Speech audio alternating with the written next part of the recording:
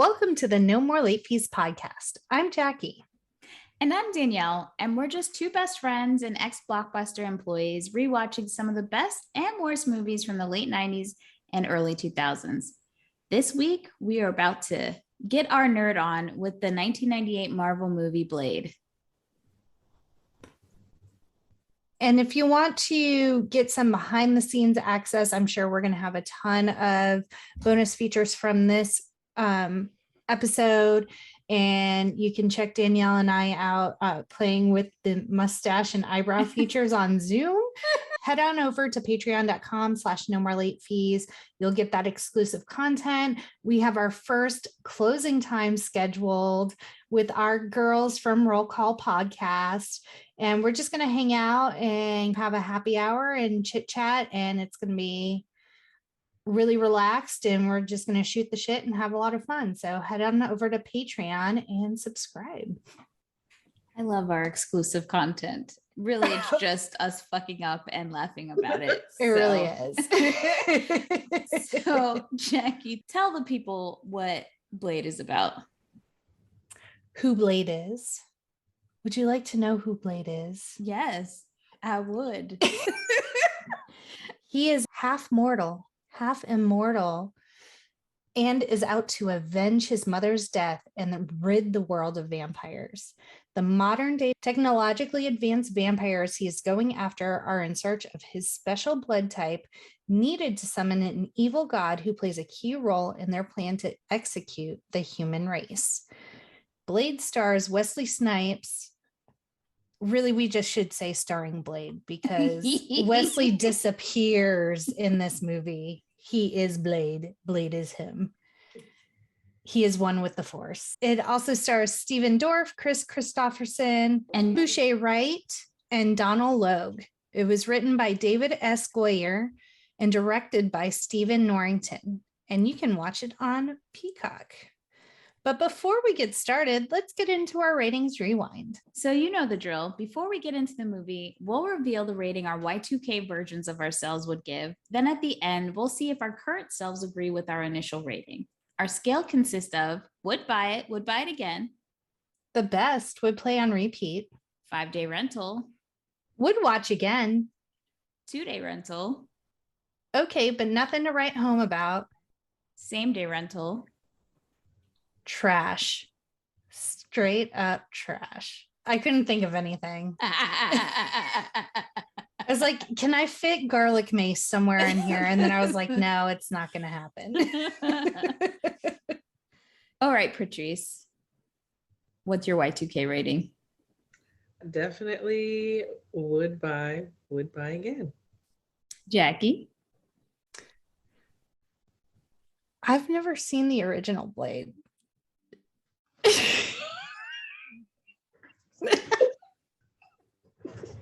I don't know how somehow I hopped over the original and went straight to Blade 2 and Blade Trinity, but it happened.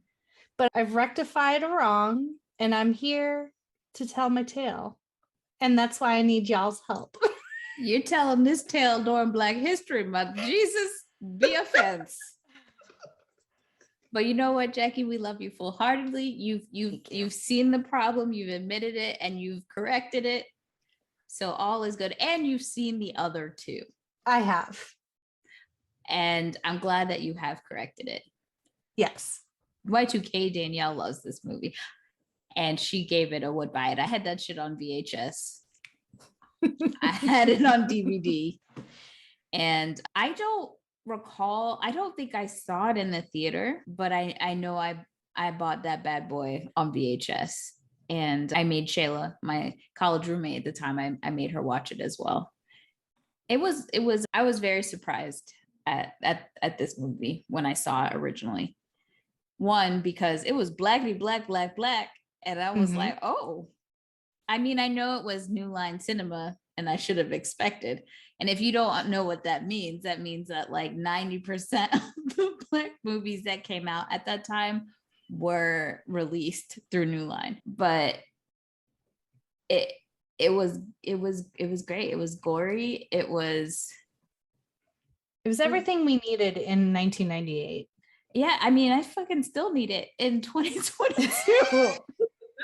I think one of the great things about it is that because no one had any expectations for it, Mhm. it got to do a lot. So let's get into the box office before I just like write my love letter to Blade. The budget was $45 million for the movie, and it made over $131 million worldwide. Blade wasn't just Marvel's first critical and financial success in cinemas. Obviously, we know about the Howard the Duck debacle, but it's also the first real superhero success after the disasters that were Batman and Robin and Steel would check. If it weren't for Blade, Involuntary reaction. If it weren't for Blade, studios would never have gambled on Spider-Man and X-Men effectively killing the comic book movie boom before it even began. Now, there's a lot of discourse on the internet, especially with fanboys, and there's like a particular meme that goes around consistently, which is people will post that Blade saved Marvel because of its success from bankruptcy. Now, the truth of the matter is that it financially, Marvel did not make a ton of money on this movie. I mean, they made peanuts because they licensed the movie out, the character out. So that's one thing. But what it did do was it paved a road for them to get financial stability down the line. One, I mean, yes, they licensed most of their characters out, but they learned that they needed to have more of an investment in their movies. They needed to make their own movies. So that's what really Blade taught them. And then Kevin Feige, then he was working on a lot of these movies, and Blade really just like showed him, he was able to learn a lesson from this movie that, hey, we don't need the most popular characters from the comic books to make a successful movie. So I think those are the things that we have to thank Blade for that it laid out that we didn't have to have characters that were popular. We could make a ton of money. People were interested. And we didn't have to stick to the like, you know, kind of formula that was being used with some of these comic book movies of being kind of kitschy or weird. Blade taught us we could be dark, we could be gory, we could curse. It didn't have to be for kids, right? That it could be for an adult audience and still make a shit ton of money. So I think that's really important for us to remember, and also remember that when people start having these reaction to these memes and wanting to like correct the memes right away, a lot of the things that are happening with that, it's not because they want to correct it because it's wrong. They want to correct it because of racism, unfortunately. And so a lot of people have glossed over the success of Blade and how it kicked off everything and don't want to give it that credit.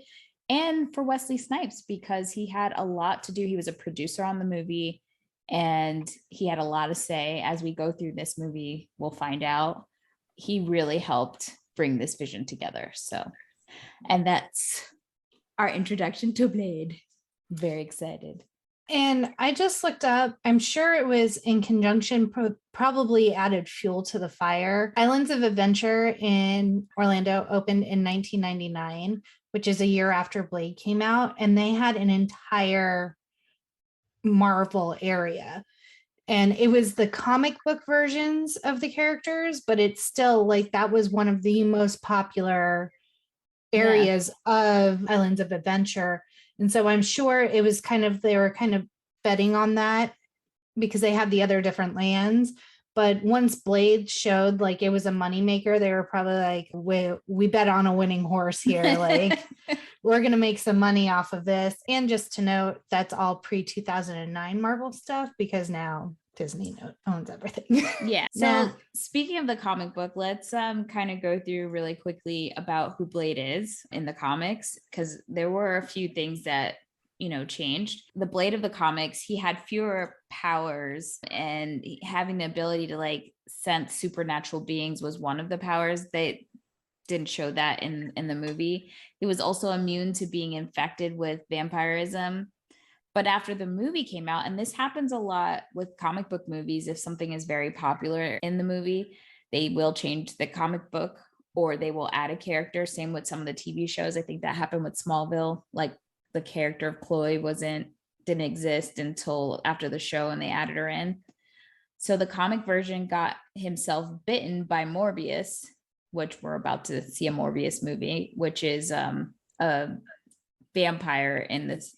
I think he showed up in the Spider-Man comics first. This imbued Blade with all the strengths and none of the weaknesses of vampires. And so this is when he became the like half mortal, half vampire. And they also made him to look exactly like Wesley Snipes.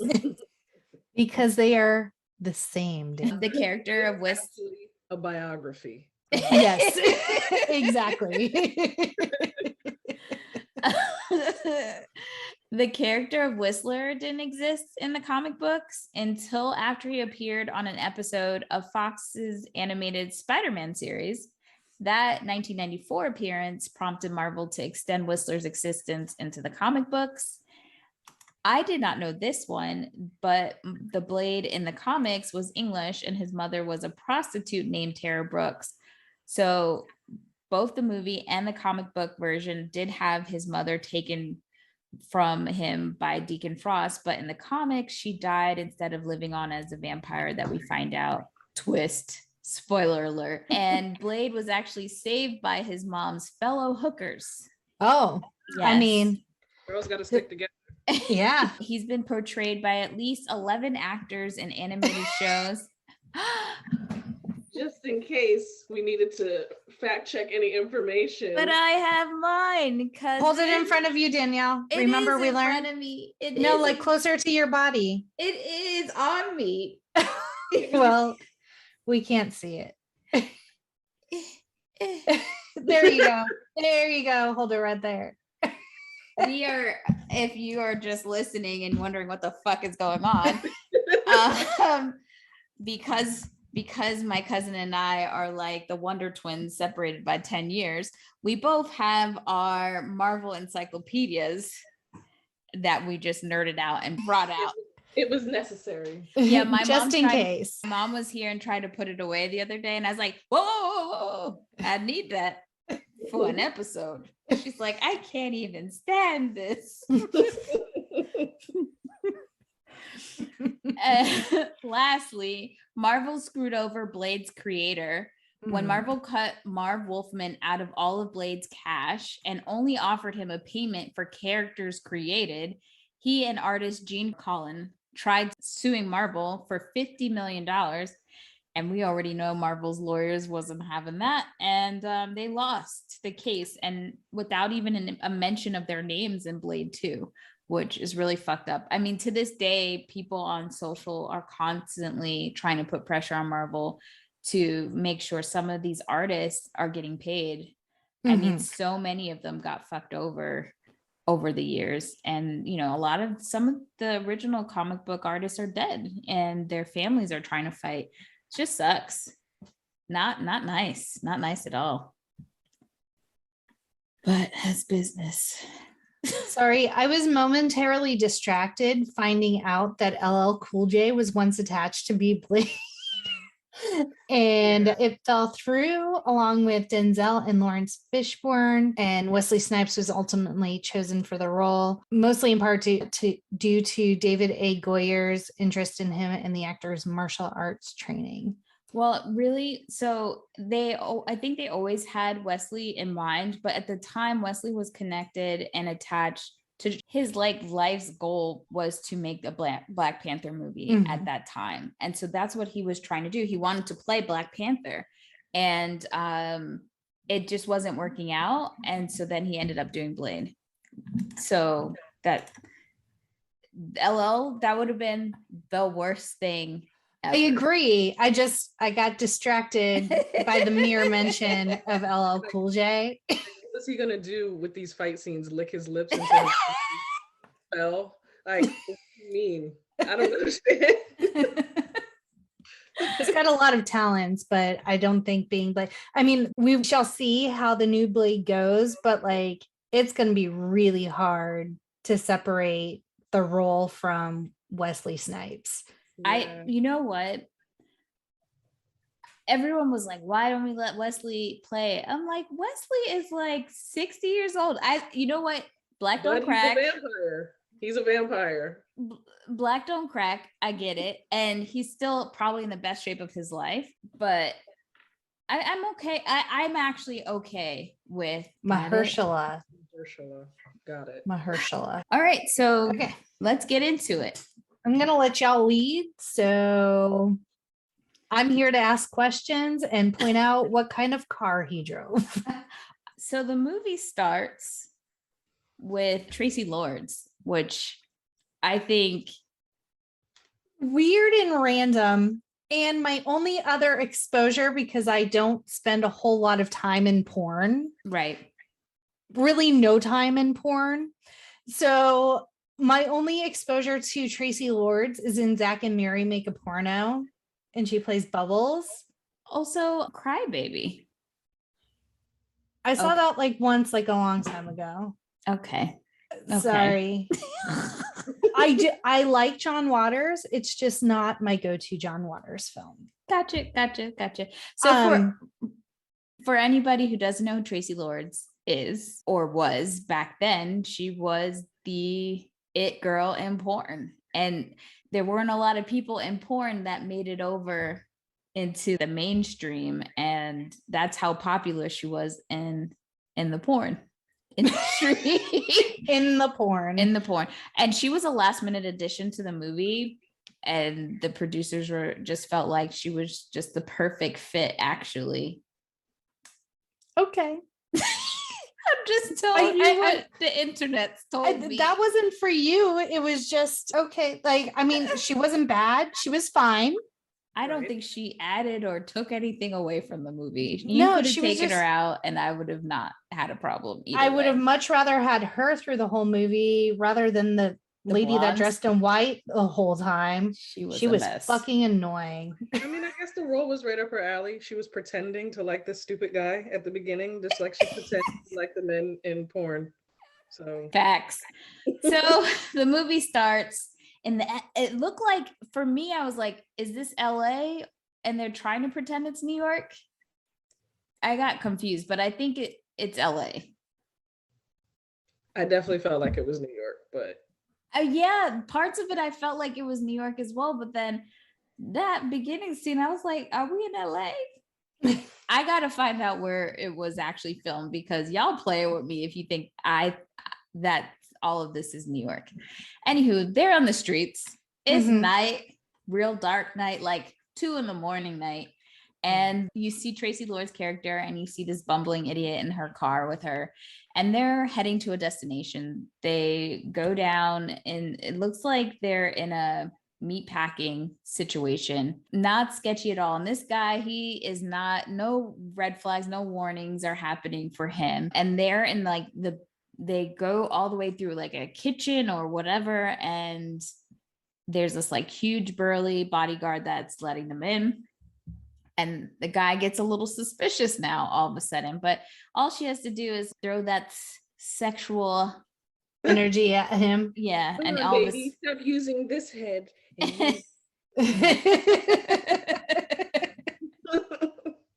So they get in and we're in a rave now. We're in a full ass rave, and you just see everybody having the time of their lives. And so the funny thing is, the music feels like Prodigy, but is not. They actually asked Prodigy to make the music in this movie, and they said, no, big mistake. Huge. Big mistake. Yes. So yeah, you pretty much see like the vibes. Then she starts dancing with the blonde girl that we were talking about that comes up later in the movie. Don't know her name, don't care. And they start dancing, and the guy, people are just like walking by him, kind of brushing by him, pushing him. And at some point somebody pokes him and he's bleeding a little bit. And we see some of the other side characters like sitting in the corner.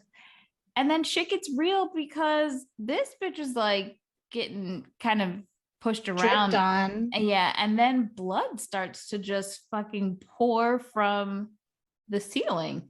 The sprinkler system. The sprinkler, yeah. Yeah. And this man is confused and scared. And yeah, the vampires came out at night. I guess they use these nightclubs to lure in the idiots and they go to town. But at the same time, and this is like one of the best entrances ever, I think, when the camera pans from these like utilitarian boots and pans up to seeing Blade just looking at these idiots ready to tear up some ass. And the movie kicks off with action immediately. He starts to... Blade has a very eclectic set of weapons that he uses, because he has a gun with his silver bullets. He has his katana for slicing up vampires and cutting their hands off seems to be a favorite pastime of his. And then he also has garlic mace. He has also in UV lights. He's just very well prepared for any situation. And he knows what kills vampires. And he can take out like an entire wave of vampires like it's nothing. Maybe maybe he was a Boy Scout because he's always prepared. Yes. I always wonder, like with that opening fight scene, I'm like, at what point, and I think this a lot when it comes to movies, like you ever, like in any superhero movie, when it's like a clear alien or something that you have no chance against, and the police are there with guns, like, and I'm like, run, what are you doing? I feel the same way about this in the opening fight scene. Like, you just watched him kill like 10 of your friends. Yeah. Give it up. Just run. Or Yeah. be like, sir, do you need help? Like, can I come on to your side? You know who he is. You just want to slaughter everybody. Just run. Yeah, we're introduced to Donal Logue's character Quinn in this scene as well. He's the one who gets his hands chopped off. Jesus. And these like growing back weird baby hands later. I didn't like it. It was Deadpool before Deadpool. Exactly. I mean, Donal Logue is just amazing. Hilarious in whatever he does. But Danielle, you missed the beginning. We have to rewind. I didn't take notes. What was the beginning? What part did I miss? Where it's 1967 in the emergency room. Oh shit! Yeah. So I'm not gonna lie, I honestly forgot that Sanaa Lathan was in this movie. I know. I was like, hey, like I did not recognize her at the beginning. But like when she was all like beautied up at the end, when she was the vampire, and I noticed her a couple of times just in the background getting out of the bed. I'm like, oh, she's just his special vampire lady. Yeah, like, it's super weird. But then like when I saw her face, I was like, oh, I know who that is. I didn't forget she was in this movie because I remember when I watched it, the very first time I watched it, it was at the height of like all those movies coming out. I think I had just seen Love and Basketball. So I was like, oh, legit, love this movie. So the movie does start off with some Black trauma. Yeah. Sanaa Lathan's character is on a stretcher. She's being pushed into the hospital. She is bleeding profusely, but she is also pregnant. And so they're trying to save her. They're trying to save the baby. They actually go into the OR. They're able to get the baby out, but unfortunately, we lose Sanaa Lathan. Mm-hmm. So this is showing, Blade's first, memories coming out into the world alone and his mother dying from a vampire attack, we find out. So it's very unfortunate, but this is very much the beginning, his origin story, 100%. Cool origin story, bruh. Sorry, I skipped over. That is a very important component of this story in the movie, but I got really excited about the ass kicking. So back to the ass kicking. So Blade starts just using all his weapons and killing a bunch of vampires in blood. He is really just interrogating Quinn. He's got him up against the wall. He is stabbing him with kind of like silver stakes in his shoulders. It looks pretty painful. And he's trying to get him to tell Blade where his boss is. Mm-hmm. And this is when we realize that he works for a man named Deacon Frost. And we kind of get a glimpse of Deacon Frost, played by Stephen Dorff, aka the Dirty Man's Johnny Depp. I always saw him as like the poor man's Christian Slater. Yeah, I could see it. I guess the poor man's Johnny Depp is still Steve Ulrich. So yeah. Ulrich. Oh, right. Oops, shit. Steve. We just renaming people out here in these streets. Who the hell is Steve? I don't know. Oh, Stephanie's gonna be so happy we got another one. Well, you know what? I'm looking at the cast and I see Stephen Dorff. I think that's what I did.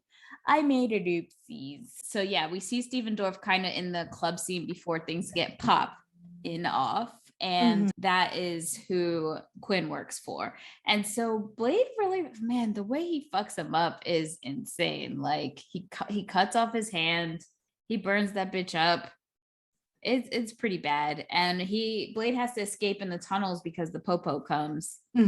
And they take Quinn's body down to the morgue. And Blade takes his wonderful car. Which kind of car is it, Jackie? It is I don't know the year. Here, let me look up the year. It is a 1968 Dodge Charger with modifications. So Blade heads back to their headquarters, ? Where is this? What is this?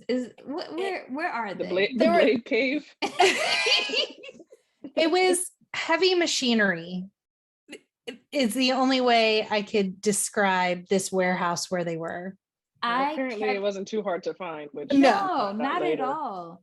He wasn't like taking no back roads. Like Blade was pretty arrogant in the fact that he wasn't really trying to hide from these vampires. Right. But yeah, I scanned this setting quite a few times because I couldn't figure out what this was supposed to be. It feels like it's a garage.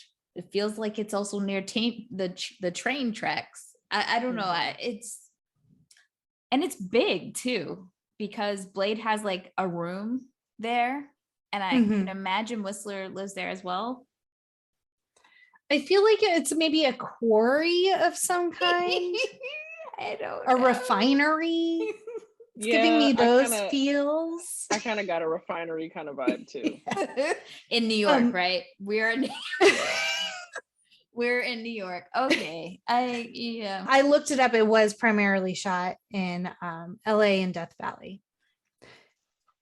Okay. And prior to Blade heading back to the foundry or wherever the fuck he lives, Donal Logue comes back to life because obviously he's burned and unrecognizable, but he's still alive because he's a vampire. And he bites Curtis, the guy that like works at the morgue, and then his friend Karen, I think they used to date.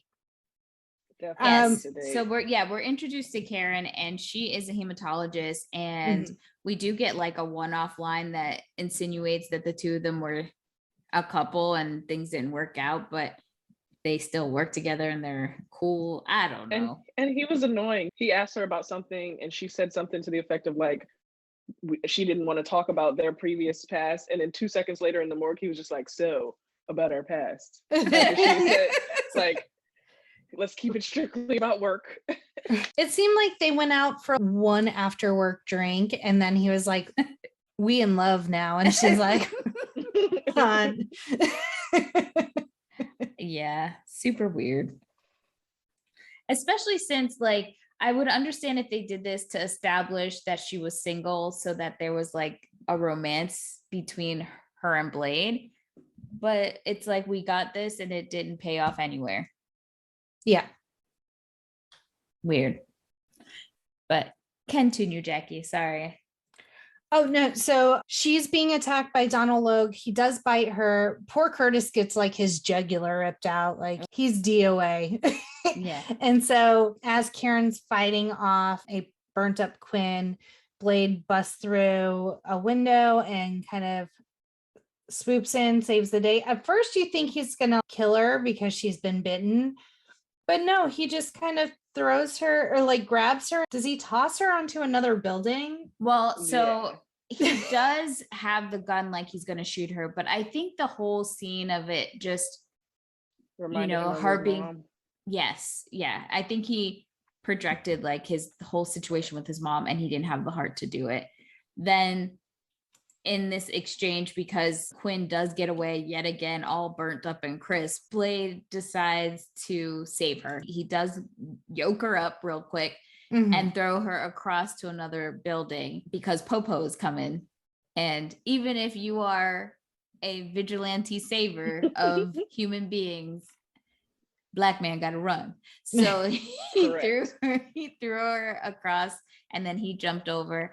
And she just looks like she's in a dizzy, man. She don't know what the fuck's going on. Yeah, I also wrote the note that her Black people reaction time is very slow.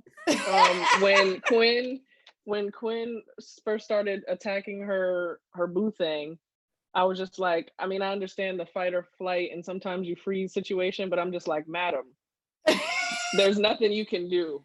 You have assessed the situation. Yeah, long enough. A corpse has come back to life and is eating another person. And she stood there for far too long. Yes. Too damn long. First of all, why as a hematologist are you going to collect the samples yourself? Isn't that what a tech is for? What are you coming in there to come evaluate this situation? Well, I will say that Karen was originally going to be played by a white actress and Wesley Snipes really pushed for them to cast a Black actress. So maybe the traits were there and they just didn't translate them when a Black actress was cast. Yeah, and that does happen quite a bit, but I do have to give props to the actress Nobushi. When I saw this movie, I was so excited because at that point we had very few Black action female leads, and I know she did she wasn't like the star of this movie, but I think she held her own a ton with Wesley Snipes in this movie, and she was able to have a lot of good standalone scenes.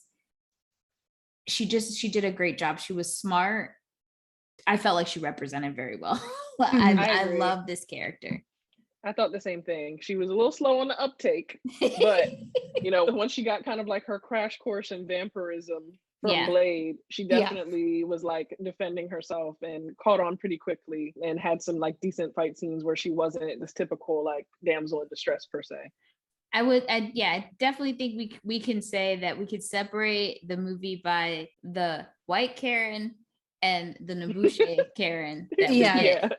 Like when she goes back to that apartment later, why you ain't locking the door? No, okay, we'll get there. Yeah, we'll get there. I got a lot to say. Another thing to note about the scene where Quinn is a burned corpse in the rave is that Stanley actually had a scrapped cameo. He played the cop who discovered Quinn after he was burned in the rave, but it was cut, which is so sad now because like that's his thing and that's what he loved to do, was do his Marvel cameos. I know, it makes me, I could not find my DVD anymore and I lost my VHS, so now I think I have to buy it again, but I want to see if that's a deleted scene somewhere. Like that should be.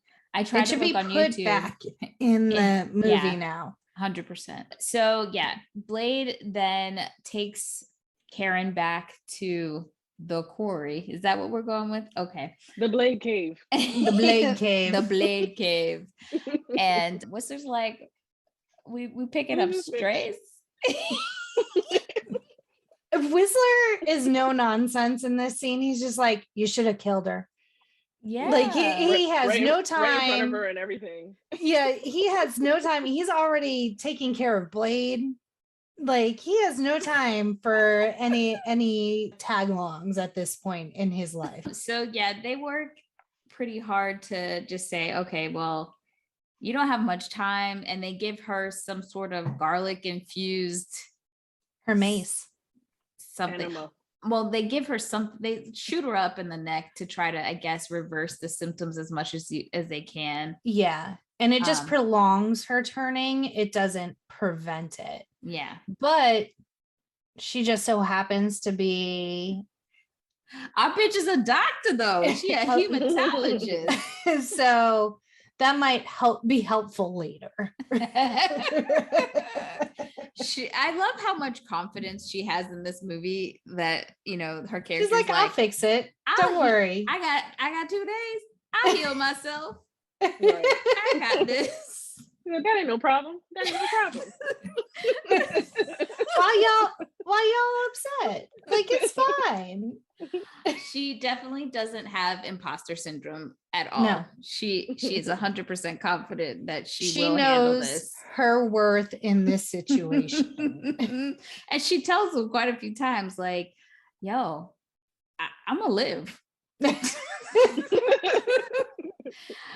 So she's looking around the quarry trying to figure out where the fuck she is. And then Whistler he's tying up Blade. Now for her, I would have been like, what kind of kinky shit are we getting into? We got handcuffs. We're putting you on like a reclining table. Like, what's going on? Blade wears nothing but leather. Yeah. Right. You know, the part before that, like when they were giving her the garlic shot, they had to explain to her that she had been bitten by a vampire, and this bitch had the nerve to be like, vampires aren't real. Did you just not watch a burning man come to like? It's hello, Karen. Wake up, Karen. You just got fucking bit by a vampire. Yes, they exist. What did you think? Also, this man literally threw you off a building across like this huge, unrealistically large space, and then he hopped across it himself. Like, yeah. I know you got bit and you were a little delirious, but come on now. Let's get it. I feel like my response would have been like, I knew this day would come. Right. I always knew it. Where's our weapons play? How we gonna handle it? Right. I am ready. Teach me the ways. Oh man. So yeah, now Blade is all tied up. It seems to be some sort of ritual that him and his white daddy go through. And it's very sweet though. Because like Whistler holds his hand, like they hold hands. Because they did hold hands. I mean, they really do care about each other as much as like Blade doesn't care about anything. He really does care about Whistler. And like later on, Karen kind of like calls him out on it, and he's just like, whatever. Like I'm a man. Yeah, I don't need friends. And Whistler does tell her that he found Blade living on the streets when he was 13, and they've been together ever since. And the character of Whistler is from a long line of vampire hunters, so that's how he has all the knowledge and experience. And in a deleted conversation from the script, it explained how Blade's sword originally belonged to Whistler, and he gave it to him. Aw, Poppy. Thank you, Poppy. One thing I did miss from the beginning fight scene is one of the best freaking things in this movie, and what Wesley Snipes does is that he plays this role so ultra serious, and then in the middle of these damn fight scenes, he pulls out these pearly whites and will do a random ass smile at the camera, or he'll do a like I don't know how to like describe what I just did. It's the Power Rangers. Yes, it's morphin' time. Like the only time he is truly happy is when he's kicking ass. Yes. I just those scenes in this movie just make this whole movie for me hilarious. So we find out that Blade, he's got the Betis, the vampire Betis, which is AKA the thirst.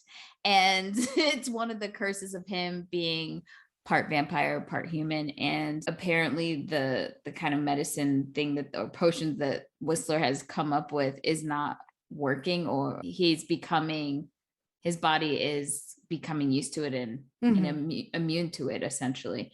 So his days are numbered before he can go full vampy and have to start drinking blood. And he really doesn't want to do that. So then obviously you think in the back of your head, we've got Karen, she a hematologist, she gonna heal herself. Maybe she got some for Blade. Okay, good to know. Blade does have to go on an errand I think this is after the scene where he goes and gets the more serum from whoever this random guy is.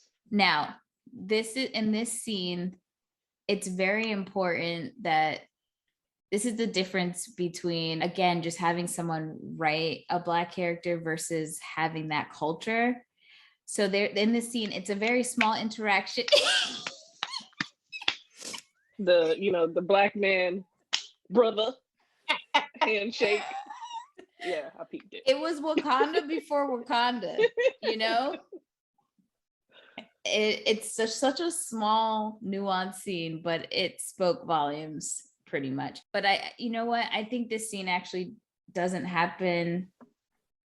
We get the vampire board meeting first. Yes. Which, all right, answer this for me. So this board meeting that happens, it's all these natural born vampires. They were born vampires. Why do they let Deacon Frost just be like hanging around? Like, why isn't this bitch dead? Thank you.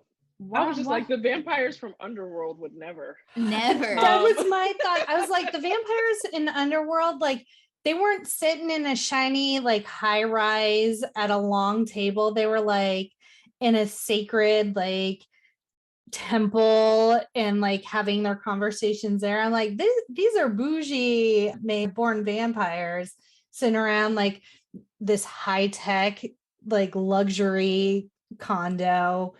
And yet, like, it made no sense. And Deacon was like this, like, sulking teenager almost, like he's just stomping around and like angry for no reason. And he's like, I'm gonna read all the ruins and figure out how to bring back the god. And we should just kill all the humans, even though they're our food source, and we would probably starve thereafter. But I want to do that anyway. Maybe because he feels inadequate not being a pureblood. I don't know. Daddy issues, it seems to me. It was, yes. Was Deacon a worthy villain? I mean, he wasn't as bad as the villain that they had in the third movie, but he was interesting. The energy that him and Wesley had they had a pretty good vibe. But I just want to say that the board of elder vampires were punk ass bitches. Correct. And especially the leader, I don't know who he was, what his name. Oh, it was Dragonetti. Dragonetti. Like, why? Dragonetti, the leader of the elder vampires, was a punk ass bitch. And he shows this 3 times in this movie. The first time is in this meeting when he calls for Deacon to kind of account for the fact that he keeps having these bloody massacres in his fucking clubs and bringing attention from the humans into their business. And he does absolutely nothing when this little prick is just like, I do what I want, okay? Bruh. You're not my real dad and you never will be. The second time is when he's listening to emo music in the corner on his tape player. As he's trying to break down the ruins. And I was real confused about what was happening there, because like the elders were literally like, there's no way to crack it. It's a dead language. You're never going to figure it out. And he's like, watch me. But like, so it seems like the computer is doing it, but then like Pearl's in the basement analyzing stuff. So is Pearl really the one that's cracking the code? I had questions. None of that shit made sense. Why y'all got all these? I feel like maybe the elders never wanted to crack it, because as we see later, when the one chick was like, it's time for you elders to sacrifice something, you know, towards the cause. Yeah, that's true. They would have to sacrifice themselves for this demon to come into play. So yeah, if you don't want this to happen, why are you letting Deacon sneak in? And when you catch him, like, where are your guards? Why isn't he in the elder vampire jail? Like, what is this? Why are you scared of this little punk ass bitch listening to emo music in the corner? He even slapped him like a punk ass bitch. He open hand slapped him. It was just like.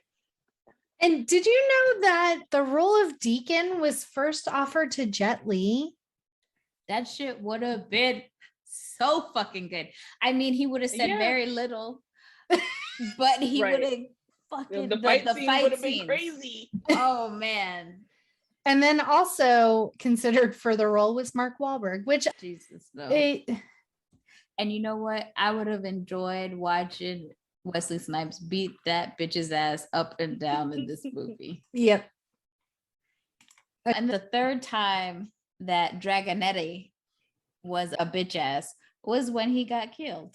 Yeah, spoiler alert, this bitch finally got killed for his bitch assiness. I don't know what the word is, but him being a punk ass bitch. He didn't put Deacon in his place and he overtook him. Burnt up by the sun. Mm-hmm. Yeah, I'm genuinely confused. Like we're assuming he's been alive for what, a few thousand years. Yeah. You're not old enough to know a coup on its way when you see one. Like it's weird. So tragic. So rewind back. We're at this stupid meeting. Deacon is not really gotten in trouble for shit. And we learned that we are not to fear these elder vampires at all. So there's that. And then back to Blerd. So he's pretty much told Karen to go about her business. She's got her shot. Good luck. Here's some. Go ahead, Jackie. Tell them what they gave her.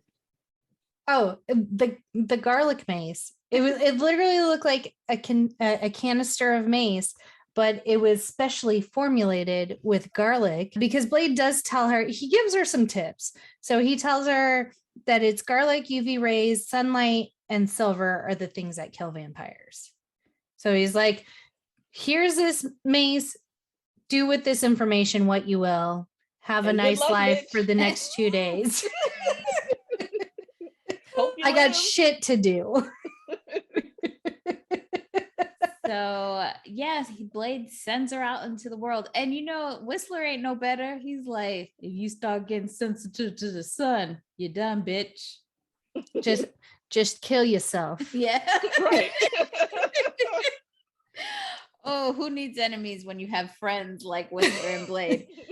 So Karen's dumbass decides to go back to her house, and when she's getting into the elevator to go, so this is like a perfect example of trust your gut.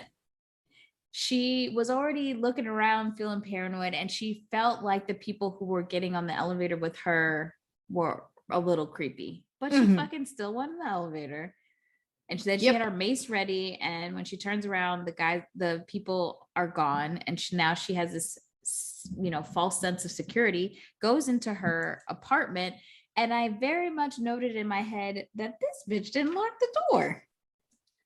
No, and just after also damn near running to her door though. After down the hallway. And the people that were in the elevator, because she was waiting behind them to get onto the elevator, and she noticed they had the same tattoos on the back of their neck. Yeah. So she's like, well, that's sus. Let me get onto the elevator with them. And then get into my apartment. Yes. And not lock the door. And, Blerd did tell her that the vampires were going to try to find her and sniff her out. They know their own kind. So she's looking at the door and she's packing and she's getting nervous. Why are you looking at the door? You didn't lock it. I was 100% screaming at the TV at this point. And sure enough, the scariest person that could have walked in the room came in. A white cop. I shouldn't laugh. And I It's like in Men in Black, where Will Smith takes out the girl with the physics book. And he's like, out of everyone in these streets, like she's the one you got to worry about. I mean, it was crazy. I would get so scared if anybody was in my apartment. Yeah. Just because he didn't knock. He was just in there. I don't even know if he came in through the door or he was already in her apartment when she got there. That shit was fucking scary. But then she also was like, oh, cool, a cop. I'm safe. Again, this is white Karen. Yes, these are not natural Black folk reactions. And, for our listeners who are like, why are they making this about race? Well, because it applies. Yes, that's why. Because we are talking about a Black superhero in a Black movie. Yeah. And it's Black History Month. Yes. So, yeah, pretty much this cop, he's talking to her at first as if he was concerned for her. And he tells her that he's found her ex's body on the ground, sucked of blood with no jugular. And he came to check on her. So then her guard is down and she's like, oh, great. But then something he says just like makes her alert again. And then she's got the mace. She does spray him when he tries to attack her. But it doesn't work because he's not actually a vampire. Nope. He just works for a vampire. And then that's when she kind of realizes those neck tattoos are because they belong to a vampire. And those are like their brands, essentially. Yeah. And their hope is to do enough deeds for the vampire that the vampire will turn them because they want to be vampires. Well, I feel like in this case, she should have almost been a little bit relieved, like, oh shit, you're not a vampire? So I can regular kill you. Yeah. Like, would like to regular kill you now. Yeah. So you're like, you're not a vampire with super strength and all that? Oh, word. Okay. But you're still a cop with a gun. That's true. It's fair. But I think she still could have rocked his ass. So yeah. 100%. But surprise, surprise, a Black man came and stepped up for her. Mm-hmm. Here comes Blade. And he was using her as bait. So It was. she was kind of upset about that. But sorry, Karen, you weren't making smart choices. So and then she also was like, oh, like when Blade was beating him up, she was just like, okay, like trying to tell him like he's down now. Like you don't have to keep hitting him. Like, bitch, what do you mean? let him beat him up. Yeah, she stopped him a few times. I mean, yes, they're vampires. And he's also dealt with these people. They're dangerous. They're helping these people eating psychopaths do their bidding for them out of just craziness. So yeah, Blade beats his ass. They go downstairs. More fighting ensues. And the cop is able to get away. So they have to stake out his car to kind of be able to track him to see if he'll lead back to his bosses, aka Frost. I love the stakeout. Mm-hmm. Because she's in there thinking he's not going to be dumb enough to come back to the car. Blade's like, watch. Like the SpongeBob meme, 5 minutes later. Yes. And sure enough, this idiot does come back. When they were originally beating him up, they found out, I think they had looked in his trunk of his car and saw that he had blood. When he comes back to the scene, then they follow him because he's a blood runner. He's bringing blood to his vampire friends. Yeah. Apparently they own a blood bank. Smart. Very smart. So it's like the mob, but like vampire style blood. Yeah. I mean, I'm sure they have their hand in a ton of other businesses. Probably, yeah. And I'm thinking one of the reasons that they don't kill Frost is because he probably brings in good money in his line of business or whatever that is. And he's like, that young blood has all the connections to like the raves and stuff, something they can't tap into because they're just like Old. business heads at this point. Right. But can we really ask ourselves a serious question? Are vampires, with all their age and all their powers, are they really rocking capitalism? I think so. I think in most contemporary retellings of any story that involves vampires, they have some sort of business that they run. I mean, if you're alive for 10,000 years, how are you going to be broke? True. You've had a long time to accumulate wealth. Yeah, I guess. So they are able to track this idiot back to wherever this secret club is. It's not even a club. I feel like we're in another kitchen situation. Yeah. And he's like, it's back there behind the fridge or whatever. And then we find out that there's just like this little hallway or whatnot. There's lots of secret entrances in the vampire world. I love it. It's fun. It's like a little speakeasy. And so they're able to go into this back door area. I don't remember what happens after this. More ass kicking ensues, I think. So Frost knows that Blade is in the building. Blade is looking for the hard drive of the dead language because he knows they're after him in some form or fashion because he is a daywalker. And he knows that's important to them to do whatever dead language ritual that they're trying to figure out. So he's trying to prevent them from doing that. And he realizes that they're trying to interpret it. And down in the basement is Pearl.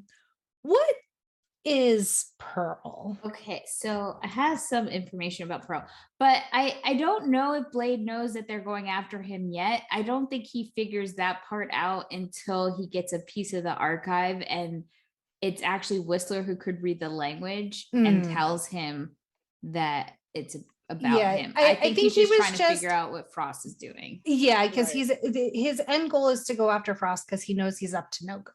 Right. I love the hand motions that you just did with that. I'm trying to find all the goody stuff about Pearl. Let me paint a picture for you. I almost want to change my background to Pearl. Oh, so creepy. I'm going to find him. So Pearl is this like, it reminds me in that movie Slither. Is that the one where the lady is like, I don't feel so good. And then she explodes because she's full of like the snake things. Anyway, Pearl is just a giant vampire man. I don't know why he's as big as he is. Damn, look at his areola in this picture. Okay, so Pearl is like if someone from that show, like My 600-Pound Life, got bit by a vampire.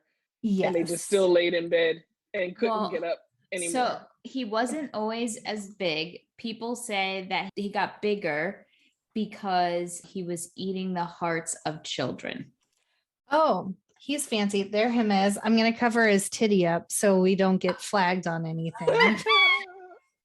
Imagine if you had to bathe that. Oof. No, thank you. I'm assuming he stopped eating the hearts of children because how is he going to catch them? Someone must be feeding him. He's got a skill. Someone's feeding him now. He still needs blood, so I'm sure he's still getting the baby. Well, that's probably why he's of use to Frost. Is like Frost is like, well, you're gonna die unless someone brings you stuff. So like, I'll take care of you, but I need you to translate this shit for me. Yeah, I think definitely think he had a lot of knowledge base. Also, Pearl was initially going to be a gay vampire, but they changed their minds. So that's a weird flex. Yeah, I don't know why they didn't just do it, but I don't know. According to the director, Pearl was massive because of his penchant for eating the hearts of infants and children. So weird. Yeah, gross. So I don't feel so bad. So Blade and Karen, dynamic duo, are there to start interrogating Pearl. They do get a call from Deacon, and Blade and Deacon finally have their face-to-face do video. Very fancy for 1998. High tech. We see that, I just want to say Stephen Dorff. but Deacon, there you go. Yeah. We see that Deacon is not at the location, and Blade had originally thought that he had tracked him there, but he did not. He's two steps ahead of Blade, but now Blade is becoming a real problem for Deacon. And now he's going from he's decided after this whole situation to go from defensive to offensive, because Blade is just getting too close. And after he like disappears, this is when Pearl is like, I'm not telling you nothing. I'm not telling you nothing. And he's like, oh yeah, let's get the light. And so Blade gets the UV light out, and well, Karen, it didn't take long to get there. No, Karen's like, let me have a piece of that. And she fries him good, just like some. Oh, it's real bad. So she's got the UV light. She tells him, Blade tells her if he even moves, burn him up. Yeah. And it's this, when Deacon is looking for Blade, he keeps telling, like, he reiterates to everyone he sees, like, I want Blade alive. Yeah. So, you know, like, he has something planned because he needs Blade. It's not like he's just looking to get rid of him. Yeah. 100%.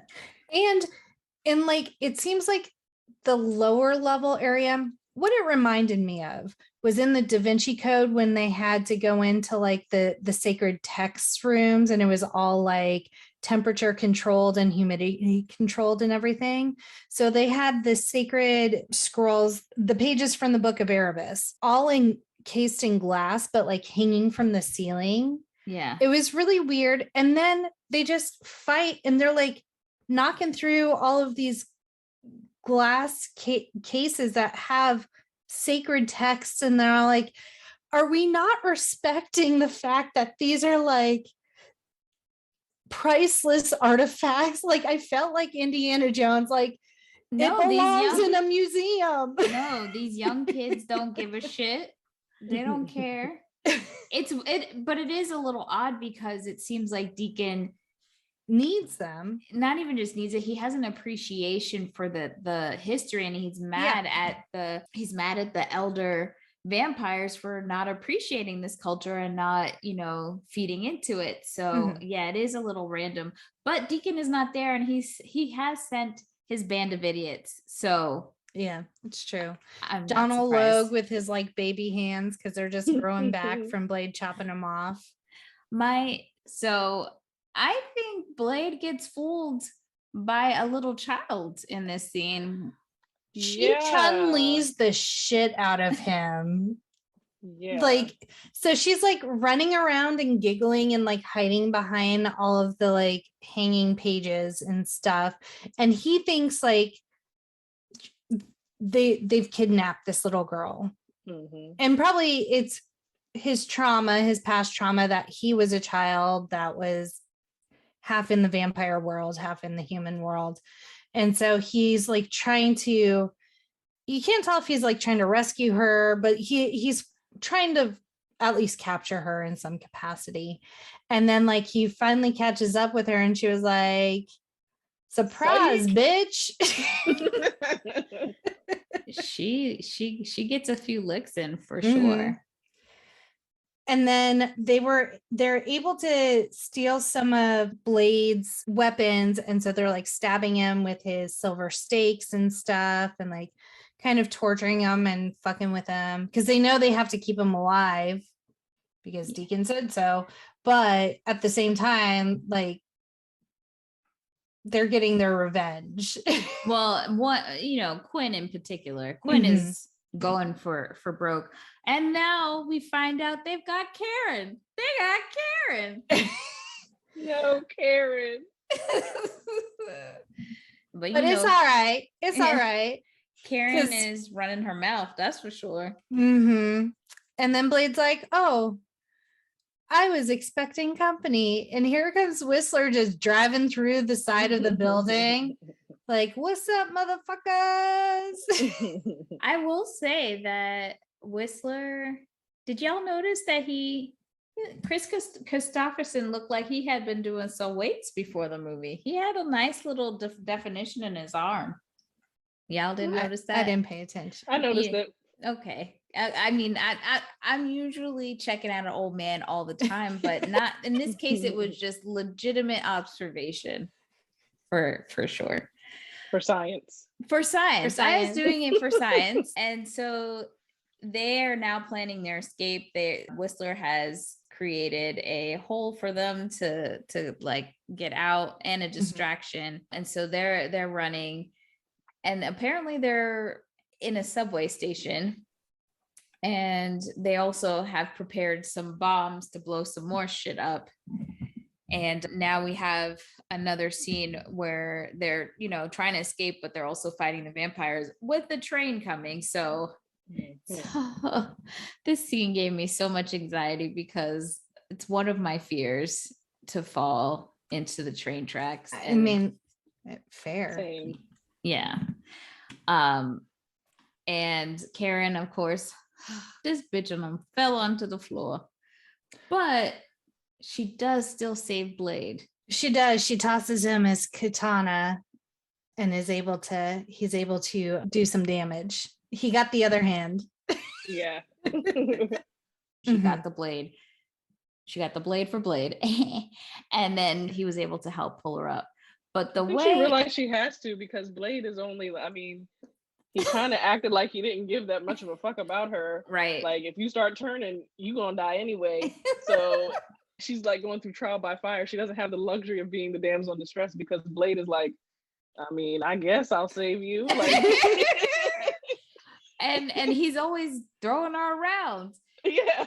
In this scene, the train is coming and his decision is, all right, I'm gonna yoke you up again and we jumping on this train. Yeah. That was a little scary. You could tell she was like, what the fuck, man? Y'all, you better stop throwing me everywhere like a goddamn rag doll.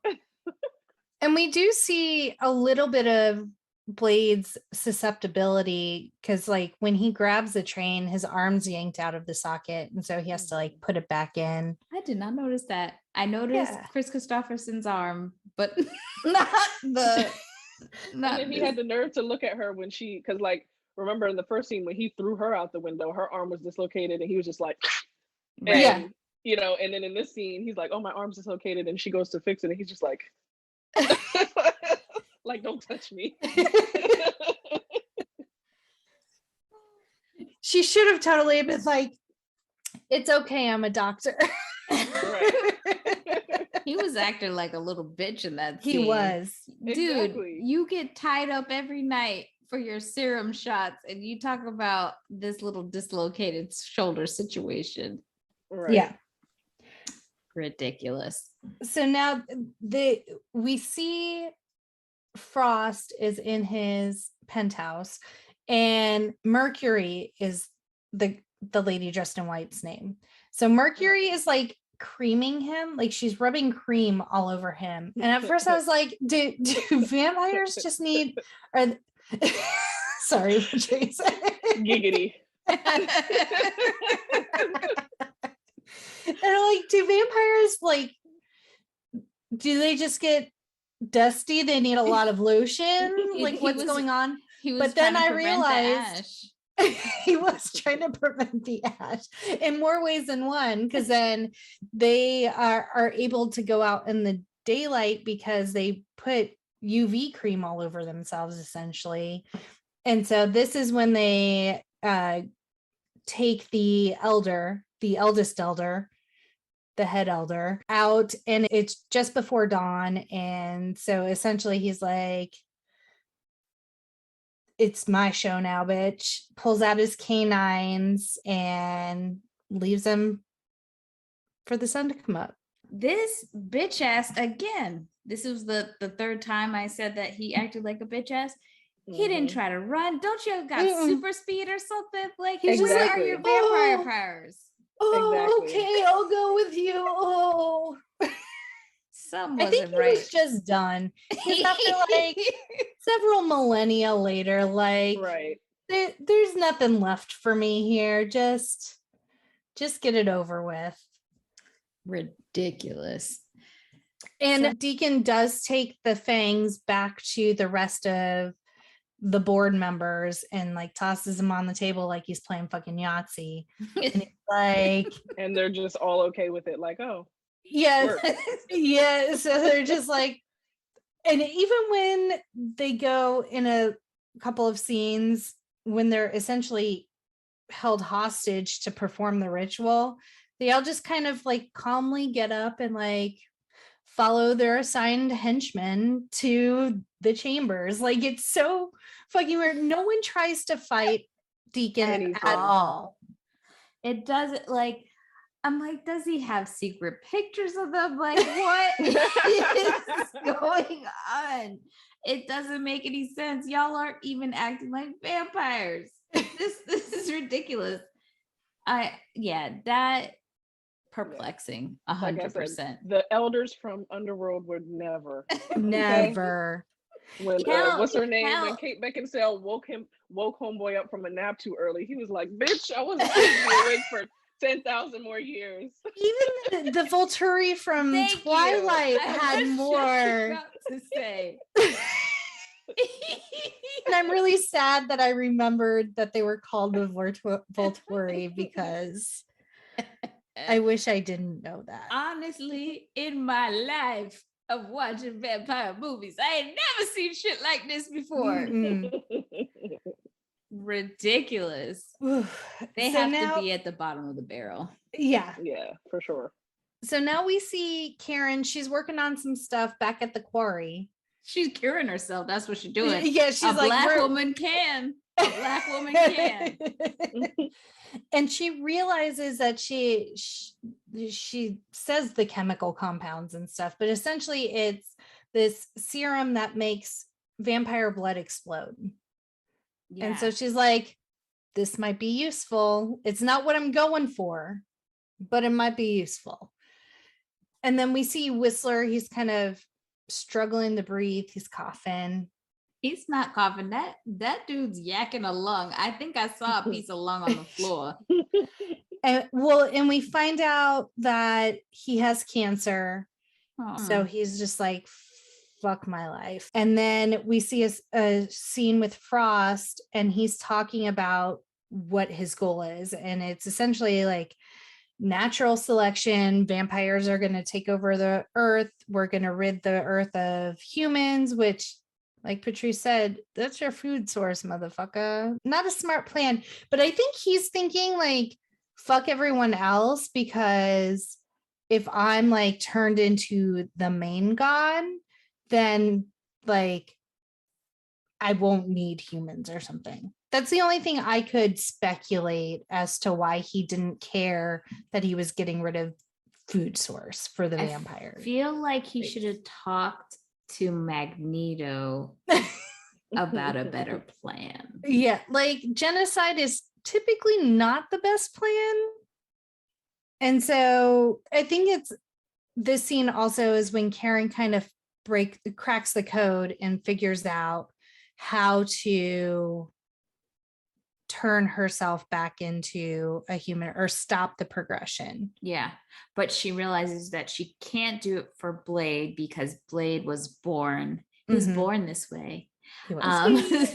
So he can't, she can't use the same treatment for him, but she's working it through. Blade goes on his errand. This is my scene behind me. And then across the street, he finally sees Frost. So they're having their face off. And at that time at the quarry, is being attacked by the cronies. Yeah. So it face off, I would like to point out during this Good Black History Month where Frost calls him an Uncle Tom.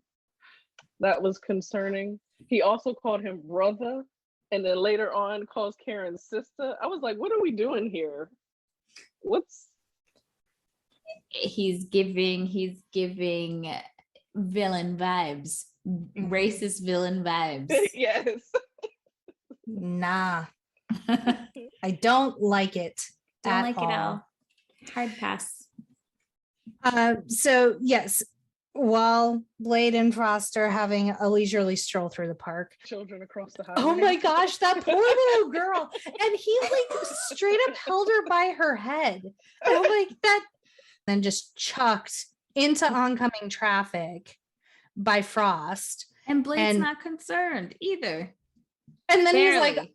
he's like, oh, I think he was only concerned once he saw she landed like in the middle of the street. Yeah. Like if she had just landed on the sidewalk, he'd have been like, all right, bet. And yeah. And I think he was also kind of like, there's probably people watching me right now if I don't try to do something. Right. I don't even think I don't think he cares if people are watching him, because when Frost yoked that little girl up by her neck, he was like, and Blade was like, it was literally that scene between P. Diddy and that contestant, that meme where it's just like, like, I don't know this little girl, so this means nothing to me right now. That girl. And that is exactly why Frost was like, okay, well then, bye. Yo, I'm gonna watch that scene before I go to bed. That shit was hilarious. So now, while that's going on, back at the quarry. Meanwhile, back at the quarry, Quinn and friends are fucking Karen and Whistler up. There was too much of a gap between. Yeah. Sorry. I was like, fucking Karen. I was like, they fucking care? I was like, did I miss that part?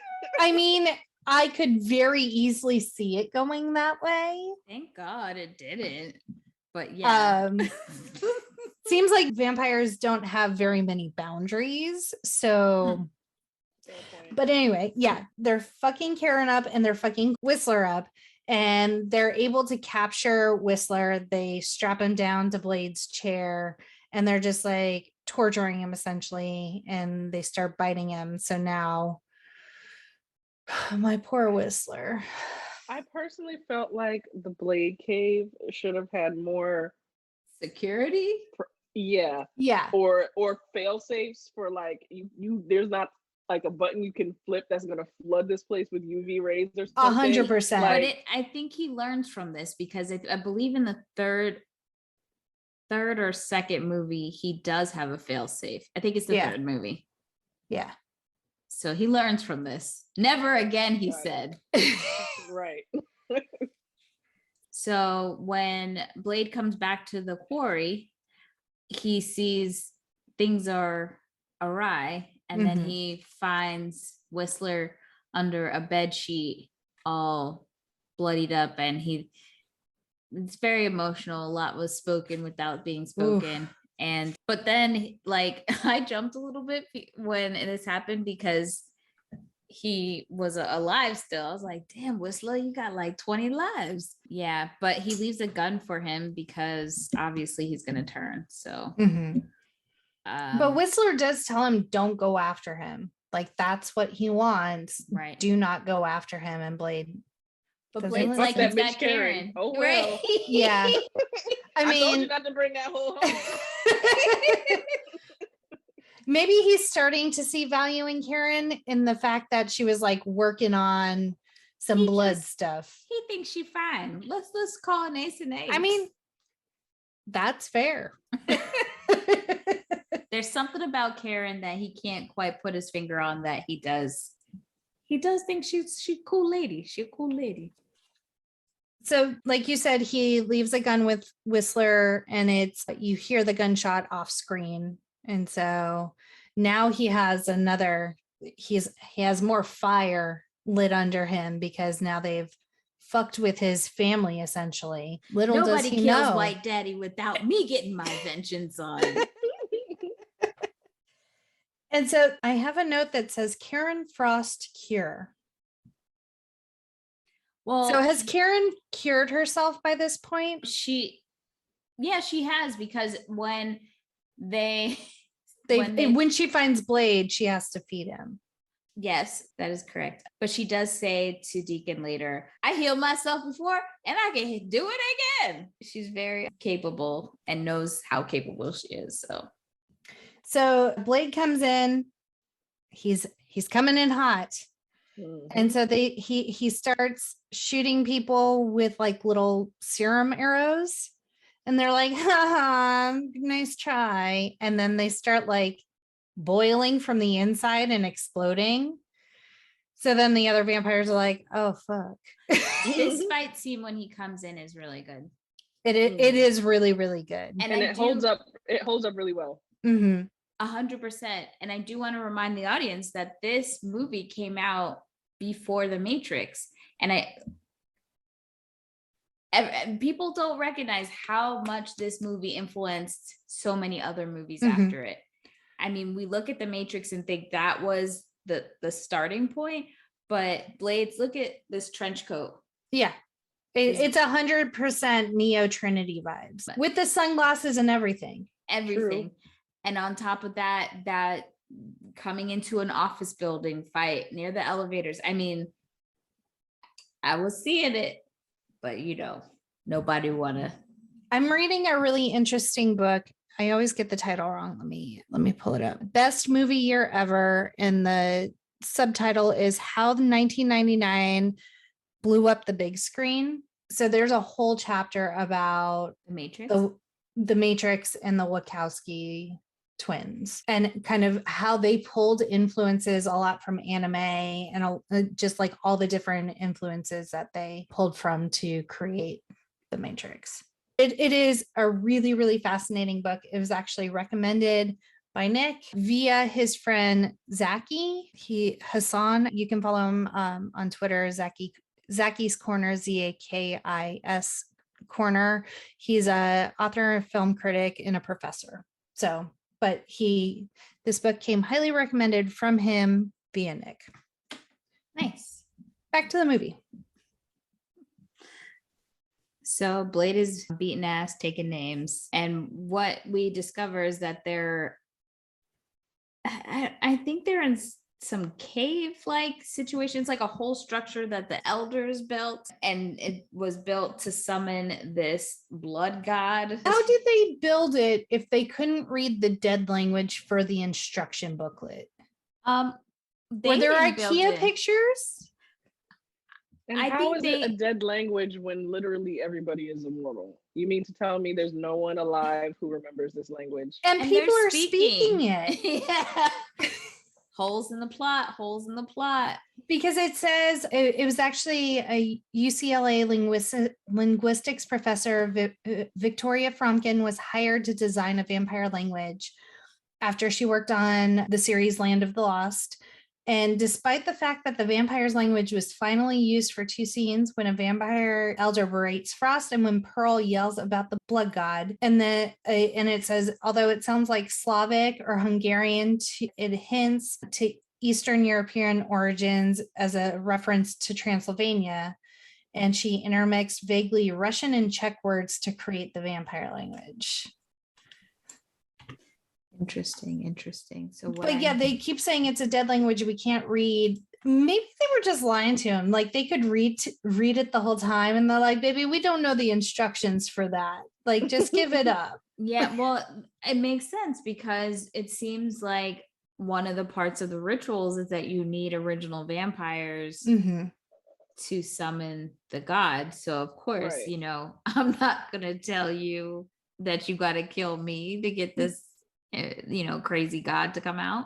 Yeah, so they needed the sacrifice of a bunch of born vampires, and so Frost's lackeys all go grab theirself an elder, find your ritual buddy, and they walk them all into this stone shrine. And they all just they just stand there too. Like they don't try to escape. They don't try to do anything. Put up zero type of fight. Yeah, like they're just like, okay, well, I guess this is happening. Like it's so weird. So while all of this is happening, Frost puts Blade into like this stone. It just so happens to fit Blade perfectly. Like there is a man-sized cutout, and he shoves Blade in there, and then there's another piece of the stone that comes and like encapsulates him. And then we find out the way Blade's arms are positioned, when the stone closes, it severs his veins in his wrist, so he's bleeding out, but his blood is being led somehow magically. Like there wasn't really trenches or anything. It's just magically traveling where it needs to go. Yeah, Because this whole science. yeah, it's vampire science apparently. It is. Yep. Like the blood is defying gravity and knows exactly the trail it needs to take to get to all the elders, and it's dripping like very specifically on the elders' heads. It's very a little more thought could have been put into this scene. Correct. I don't know. I didn't know what the fuck was going on, but I do know Karen got dropped into this sand dune situation. I was like, gosh. Karen. I was like, she's gonna Narthol the Garthok. Yeah. I was like, what's going on here? But no, it's her old buddy. What's his name? It's my worst nightmare to be running into exes. Curtis. Yeah, she runs into her ex, who is now a vampire, and he's like, baby, I still want to date you.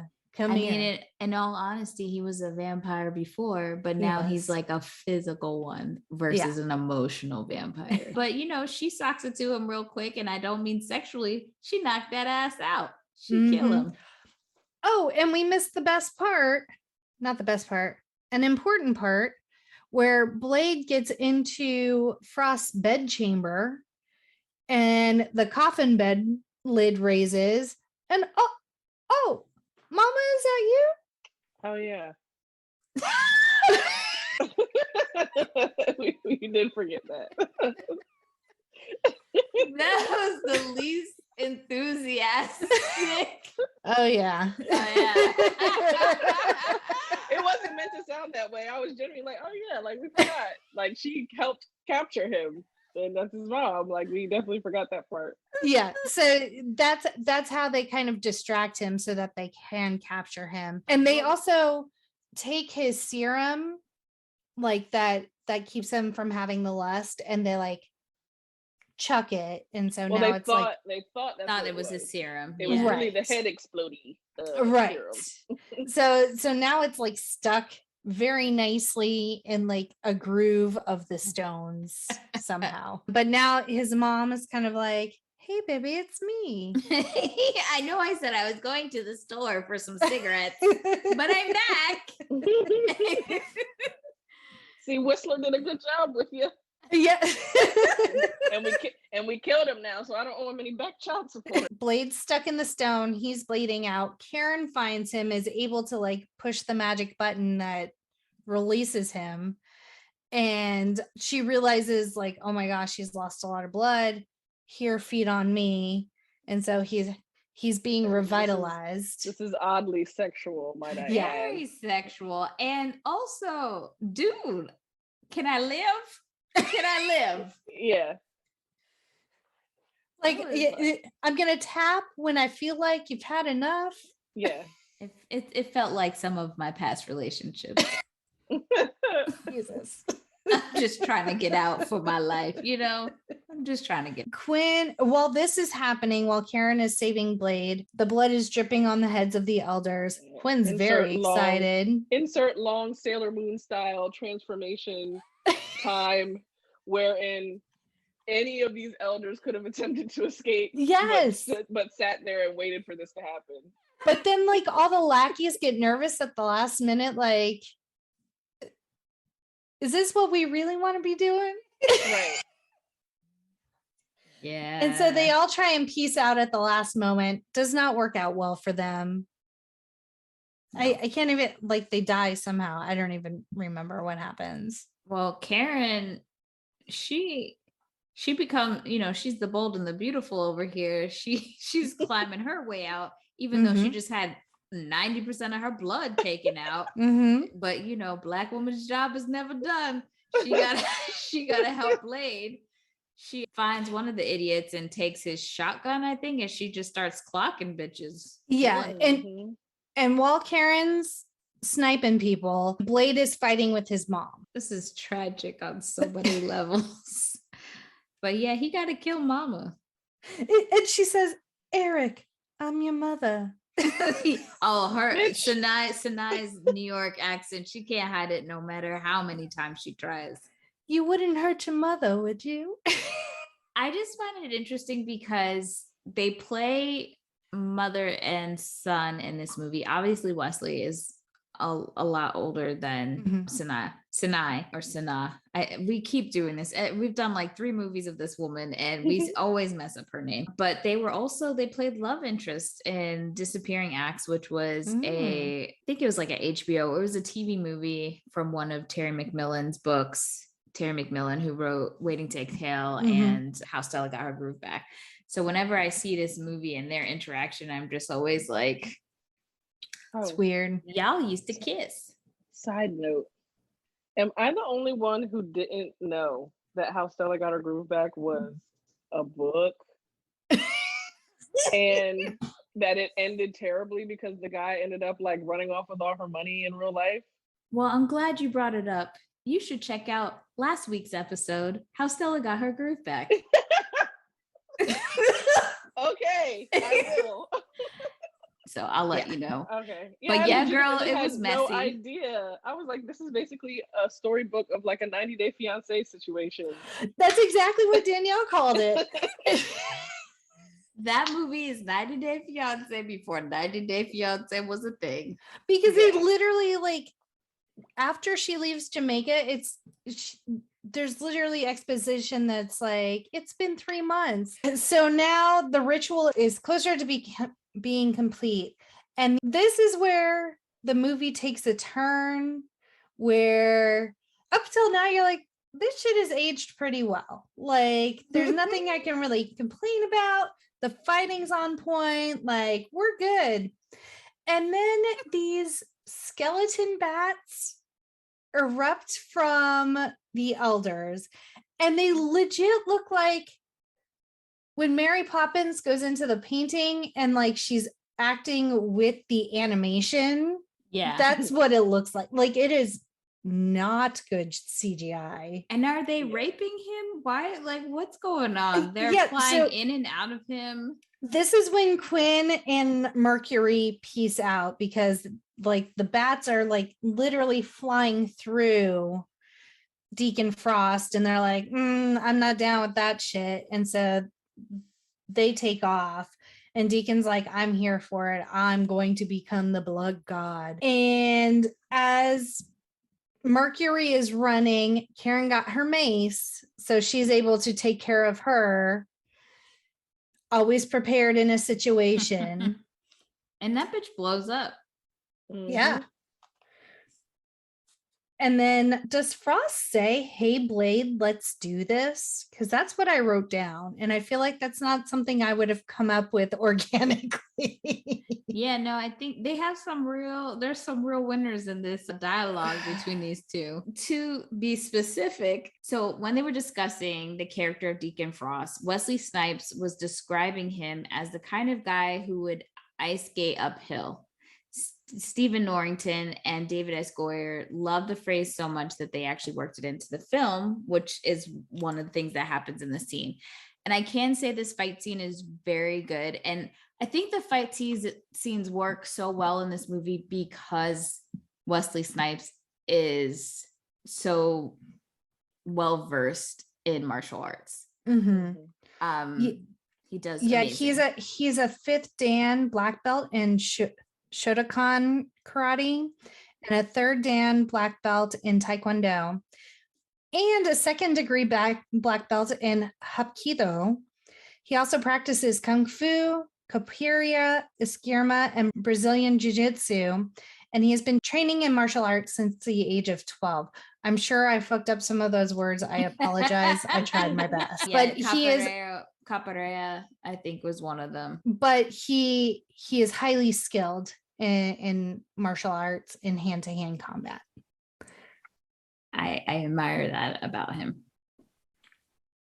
Well, yeah, and then there is a scene where, okay, so Blade is like fighting Deacon pretty hands-on, And it seems that he's getting a few licks in for Mhm. sure. But then at some point, Deacon goes, "It's my turn." And he starts doing all this weird shit. But apparently that line is an homage to the Lost Boys. Yeah. And then my favorite fucking part, this whole damn movie, is when Blade does, he has his katana, he slices right through, he like cuts off Frost's hands, them shits fall off. But when he slices through his belly, it's like, you know what it is? It's like a gusher. Yeah. It's like a gusher, those fruit snacks. And when you like put pressure on it, all this gooey stuff comes out. It's like that, but except it pulls back his body together, and we realize that he's kind of indestructible in this state. And Blade turns to look at him and goes, and he mouths, "What the fuck?" And when I tell you, I was sitting on my couch by myself, dying fucking laughing. The shit was hilarious. I would watch that movie a million times over just to get to that scene, because it's so over the top and hilarious. And that is actually an homage to a Fistful of Yen segment up from the Kentucky Fried Movie of 1977. And so this scene is when once he cuts through him with the katana, Blade realizes that he cannot win this way. And so now he is putting his effort. He has spotted what Deacon thinks is his serum, but what he knows is the blowing up juice that Karen has put together. And so he's finally able to kind of wrangle it from the rocks. And then he starts to slowly like send each one of these bottles into Frost's body and essentially blows him the fuck up. Now, one thing to know about this scene is that the original ending of this movie did not test well at all when they tested it with the audience, because there was this like blood tornado guy. You go on YouTube, go watch it. This shit is weird and hilarious at the same time. And it's blood tornado. That's the only thing I can explain it. So like bad CGI blood tornado. Yes. I like this description that the blood tornado Frost morphed into looked like someone barfed globules of ketchup onto the film. It looked like their special effects team consisted of a kid with unlimited jelly and a blind man. So that's where we are with the blood tornado. That's funny. That was pretty spot on. But instead, Frost just gets lumpy and explodes. As per the head explodey juice. Yes. And still CGI, not great. Yeah, that was not great. So now they get Blade out of the sanctuary or wherever the fuck they are. They get him back to the quarry lab, back to the Blade cave. And Karen says, "I don't think I can cure you." And he's like, "I don't need to be cured. I just need a better serum because I'm becoming immune to the serum that Whistler developed." So she's like, "All right, I can deal with that. Like first things first." And then some time has passed and now we see the Kremlin. So establishing shot, we're now in Russia. And there's a similar situation to the beginning of the movie where this girl and guy are on a date. I don't even remember which one is the vampire, but Blade shows up. It's the guy. Is it the guy this time? So the girl is in distress and Blade shows up to kind of show now he's kind Which of... I kind of found odd because I'm like, there has to be so many vampires right there just in LA, talk to us of America. Like, what are you doing all the way in Russia? Yeah, it must have had some ties to Marvel in some way, like he was going to meet up with another adversary or something. I'm questioning that too. So what happened was that Stephen Norrington and David Goyer decided that they were going to make a teaser. Like they had that whole idea of, you know, how we're so used to in the MCU having that end clip. They had one, and it was going to be Morbius, which we now know we're getting another movie. We're getting that movie with Jared Leto. And so it was going to be good, by the way. Yeah, I'm concerned. Morbius was going to make his debut at the end of this movie and directly teasing a sequel. So they had the foresight to really think that they were going to get a sequel after, you know, when they were making this movie, but it got cut. So yeah, so maybe that's why they were in Russia. I'm not sure. I don't know if this is to try to expand upon that Blade is going to in the next movie expand from just being the neighborhood vampire killer to I'm going global, bitch, because in the second but I mean in the second movie we do see him engage on a little bit worldly vibe situation. My question is, because I haven't seen Blade 2 in so long, I thought Whistler was dead, but I thought Whistler was alive in Blade 2. I had the same thought too, because I'm like, oh, Whistler, I love Whistler. And I haven't seen the first Blade, so I would only know Whistler from 2 or 3. And then he shoots himself. I'm like, hold on, but how? But I know him and I love him. Like, yeah, what has happened? So I guess they just I'm sure there's a very loose explanation as to how. I'm guessing that maybe Karen shot him up with her cure. That's all I can think of. He found her cure, or he had turned, this is a probability. He had turned so much that when he shot himself, he didn't die because he was too much of a vampire. So Karen was able to use her serum to change him back into human. The thing that makes me the most sad is that Karen does not return for the sequels, which, you know, there's no logical explanation why they wouldn't bring her back. And I also feel like if they had written this character originally for a white actress, this is why we didn't actually get some sort of love interest vibes for the movie, which is also disappointing because they would have been beautiful. We just get an innuendo of it. R.I.P. Karen. I miss her. She was great. There was like maybe she's just out there curing people. Yeah, but I want to. She's the curing Karen. I want to see it. We deserve to see it. Like, it just sucks. It also, again, this is the blackest version of the Blade movies because it became so successful. It got whiter. Yep. I hate to say it, but it's the truth. The third one was the whitest version we got. Are there any other fun facts that we want to? I just think it's interesting that Quinn was supposed to be a much smaller role, but Donal Logue was so funny on set that his character was expanded and he was allowed to ad-lib a good portion of his dialogue. It does feel like he was just doing whatever he wanted. Yeah, I did get that vibe.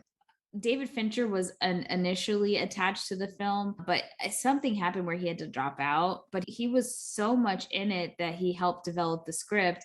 And the very first scene that Stephen Dorff filmed, Deacon, was that scene on the street that, you know, it's behind me. And on that day, David Fincher actually came onto the set. So it was just like a very chaotic day for shooting.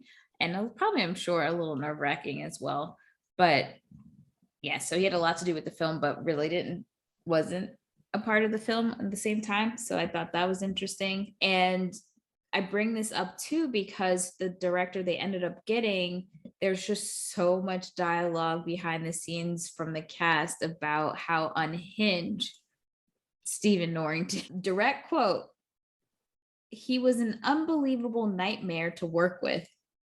This is from one of the producers. He was completely crazy and imbalanced. Cool. Cool. Another quote. He was a complete crazy guy, but a brilliant visualist. He actually drew all of the tattoos for Wesley Snipes, and he drew half the sets it was literally his vision, and great sets. Yeah. But he did not come back for the second movie. And the one thing that we can say is everybody on the set says that nobody, not even some of the writers, know more about Blade than Wesley Snipes. Because one person. Because it's an autobiography. It's like Clark Kent, Superman. It's just the same person. Engelman was a little bit of a jackass. He said Wesley was a bit lazy. He wanted to leave early on Friday, come in late on Monday. And the first day he says, actually, I don't think Blade is going to talk very much. I don't think that he was being lazy. I think that he knew what Blade's character was going to be. And also, dude, I'm setting boundaries. Those sets, the hours that they have some of these people working on. Yeah, and he's doing like all of his, I mean, I don't have confirmation that he did all of his stunts, but I'm assuming he probably did the vast majority, if not all of them. He's doing like physical shit 90% of this movie. And he's a producer. Like if he want, and you know what? That's just boosted morale. Hey y'all, let's have half days on Fridays and come in late on Mondays. Extend that weekend a little bit. I never appreciate when any white man goes on record and has the gall to say a black man was lazy. Yeah, that did not sit well with me either. Being a black man in America is anything but lazy. Okay? Thank you. Like, did you see the movie? Like, did you see what he did in this role? Right. Mind you, this was all for a film that they weren't even sure was gonna like do good. Right. So and this is okay. I think this is the last thing, but there's one big reason Snipes wanted to do this movie, and he was asked why he, really wanted to be attached, and he said, I get to kill everyone. I get to be as vicious as possible, and everyone cheers. And I'm not a bad guy, he says. Where else can I do that? So he just loved the idea that he could be this vampire killer and just go crazy, have any lines. And it was terrific for him. Yeah. But he took it very seriously. Not lazy. Yeah. And I think it's very true for, honestly, besides like maybe Candyman, when do you get to see, I mean, before this movie, when did you really get to see a black man killing a bunch of people without it seeming like he was the bad guy? Like you were rooting for him to kill all these people. Yeah. Right. I don't think we were rooting for Candyman to kill people though. So we weren't rooting for it, but at the same time, we were just like, well, why the fuck do you keep saying his name? Like, you did it to yourself. You signed up for this. All right. So now that we're done with the movie, Patrice, what is your current day rating of this movie? I'm going to say still would buy again. I enjoyed it. Still, it holds up well. The fight scenes and everything hold up well. CGI is a little, but aside from that, I'm digging it. Jackie? I'm going to go 5 day. I 100% would buy it again. Would buy it again. Okay. It does hold up very well. Mm-hmm. And I like to look at these Marvel movies on how well they perform, on how angry I am as I'm watching them. And I can say that I don't get very angry watching this movie. It doesn't make a lot of, there's some camp in this movie. I'm not going to lie, but it's fun. It's a fun ride. And I think without those like little nods of humor or like where he stops and smiles or the what the fuck, like, it would have just been way too serious a movie. Like you had to have fun going through this journey of Blade and Frost. And I think Blade 1 does better at having comedy or adding those layers in than how it got to by the time we had Blade 3 Trinity, and even how sometimes it feels very forced in the MCU at times. Mm-hmm. So I think they did a very good mix of both. Yeah. And I think it also goes to show that a movie doesn't have to be perfectly comic book accurate in order for it to still be enjoyable. Yeah. Do you hear that, Bryan Singer? Do you hear that? I hope you swallow glass. You raggedy bitch. Do you hear that? I can't wait to do X-Men. Oh, what a piece of shit. Well, if you'd like some more hot takes on X-Men, Blade, whatever, any Marvel entity, let us know by hitting us up on our socials on Instagram, Facebook, TikTok, Twitter, and YouTube at No More Late Fees. And if you want to get to know our girl a little bit more and send her some words of encouragement to get this podcast started, tell them how to find out about you, Patrice. You can find me on @ThouBeForBlerd on the Instagram. That's all we're at right now, but we're expanding. We're working on it. And if you want to be featured in an episode, hit us up at our quick drop 909601 and MLF 909-601-6653 or anchor.fm. You can leave us a voicemail, nerd out with us, send us your opinions on the MCU. We want to hear everything because we have hard opinions too. And you could be featured on a future episode. and if you think more people should listen to the show, leave us a 5-star review on Apple Podcasts, like our pal Lee Living did. Nostalgic Fun is the title of this review. No More Late Fees is like a sweet stroll down movie memory lane with two friends who bounce off each other effortlessly while chatting about the iconic movies you forget you loved. It's fun to wind back the clock, and it's extremely fitting that this podcast launched on Rex Manning Day with an episode on Empire Records, Sugar High. Aw, thank you. Thanks, Lee Living.